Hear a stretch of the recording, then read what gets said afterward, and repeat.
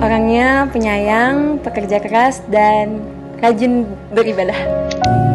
Kami bermaksud mempunyai tujuan yang baik gitu ya. Kita pengen untuk menyempurnakan agama kita dengan cara kita menikah gitu ya.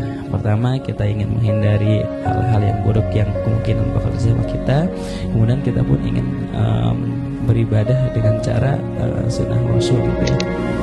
Kami menerima dengan hati yang penuh syukur. Namun demikian, kami sebagai orang tua, saya langsung akan menanyakan kepada putri kami, apakah dia bersedia menerima lamaran dari Ananda Rizky Awal Ramdhani. Bismillahirrahmanirrahim. Atas ridho Allah, ridho mama papa, Aulia menerima lamaran dari Rizky. Harapannya semoga bisa saling menjadi orang yang saling menyayangi, saling memberikan ketenangan, Dan langgeng sampai akhir usia.